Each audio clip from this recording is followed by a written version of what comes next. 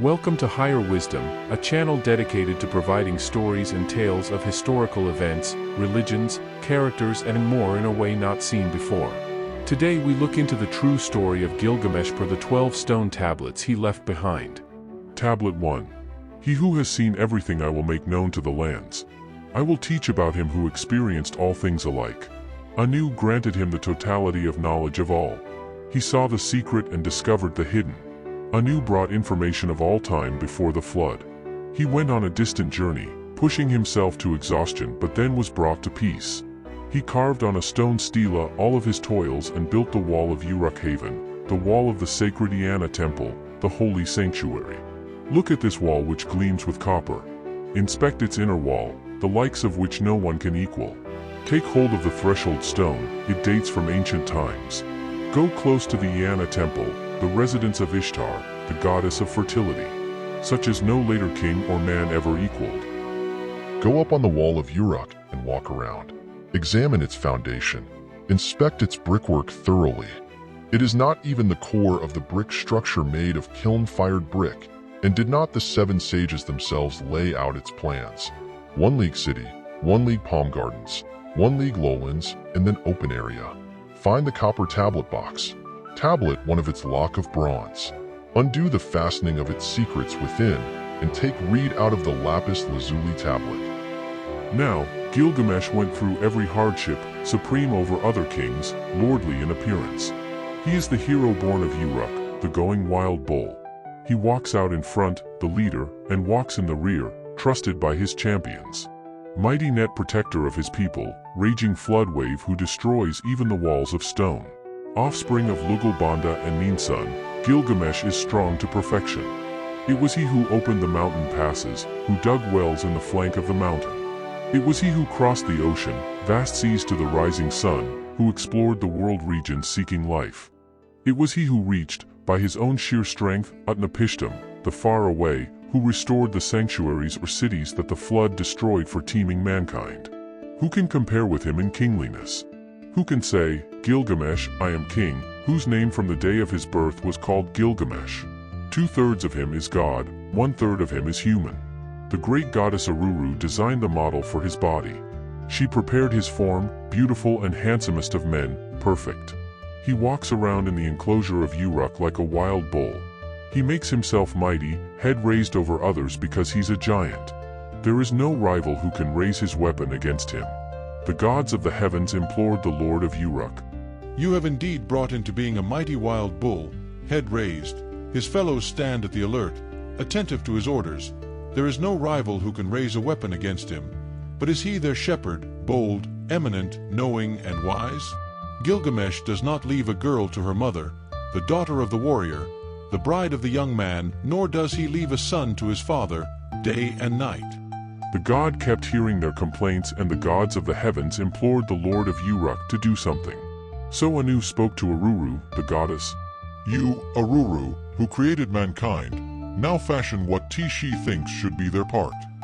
Let him be equal to his stormy heart. Let them be a match for each other so that Uruk may find peace. When Aruru heard this, she created within herself the word of Anu. Aruru washed her hands. She pinched off some clay and she threw it down in the wilderness. Out of the clay she formed the mighty Enkidu, the offspring of the valor, the raw man, the offspring of silence, the valiant son of the storm. His whole body was matted with hair. His locks billowed in profusion like Ashnan, long flowing hair like that of a woman. He knew neither people nor inhabited any land. He was clothed like the god of the cattle. Enkidu grazed with the gazelles on grass. He jostled with wild beasts at the watering hole. He drank his fill of water along with the animals. A notorious trapper spotted him opposite a watering hole. A first, a second, and a third day he came face to face with him opposite the watering hole. Upon Enkidu spotting him, the trapper's face went stark with fear. Enkidu warned the animals and they retreated home into the forest. The trapper, rigid with fear, though stock still, his heart pounded and his face drained of color. He returned home to his family and walked into the door. His father, upon spotting him, saw the young boy miserable to the core, and his face looked like one who had made a long journey. The young trapper opened his mouth to speak, saying to his father, Father, a certain fellow has come from the mountains. He is the mightiest in the land. His strength is as mighty as the meteorite of Anu. He continually climbs over the mountains. He continually jostles at the watering hole with the cattle. He continually plants his feet opposite the watering hole. I was afraid, so I did not go up to him. He filled in the pits that I dug, wrenched out my traps that I had set, released from my grasp all the beasts of the field. He does not let me make my rounds in the wilderness. The trapper's father opened his mouth to speak, saying to the trapper, My son, there lives in Uruk a certain Gilgamesh. There is no one stronger than he. He is as strong as the meteorite of Anu. Go set off to Uruk. Tell Gilgamesh of this mighty man. He will give you the harlot Shamhat. Take her with you. The woman will overcome the fellow as if she were strong. When the animals are drinking at the watering hole, have her take off her robe and expose her sex. When he sees her, he will draw near to her, and his animals who grew up in his wilderness will be alien to him. Heeding his father's advice, the trapper went off to Uruk. He made the journey, stood inside of Uruk, and declared to Gilgamesh, A certain fellow has come from the mountains. He is the mightiest in the land. His strength is as mighty as the meteorite of Anu. He continually climbs over the mountains. He continually jostles at the watering hole with the cattle. Continually plants his feet opposite the watering hole. I was afraid, so I did not go up to him. He filled in the pits that I dug, wrenched out my traps that I had set, released from my grasp all the beasts of the field. He does not let me make my rounds in the wilderness. Gilgamesh said to the trapper, Go, trapper, bring the harlot Shamhat with you. When the animals are drinking at the watering hole, have her take off her robe and expose her sex. When he sees her, he will draw near to her, and his animals who grew up in his wilderness will be alien to him. The trapper went, bringing the harlot Shamhat with him. They set off on the journey, making direct way. On the third day they arrived at their destination, and the trapper and the harlot sat down at their posts. A first day and a second day they sat opposite the watering hole. The animals arrived and drank at the watering hole. The wild beasts arrived and drank at the watering hole. On the third day he arrived, and Shamhat saw him, a primitive, a savage fellow from the depths of the wilderness. That is he, Shamhat. Release your charms. Grasp him with your loins. Do not allow the wild beasts to marry him. Let him see you unclothed. Let him see you as a woman. Spread out your garments so he may lie upon you. Do for the man the work of a woman. Let his passion caress and embrace you. His wild beasts who grew up in his wilderness will be alien to him, and his animals who grew up in his wilderness will reject him. Shamhat unclothed her bosom, exposed her sex, and he took in her voluptuousness. She did not recoil. She took wind of him. She spread out her garments, and he lay upon her. She did for the man the work of a woman. His passion caressed and embraced her. For 6 days and 7 nights, Enkidu stayed aroused and poured himself into Shamhat.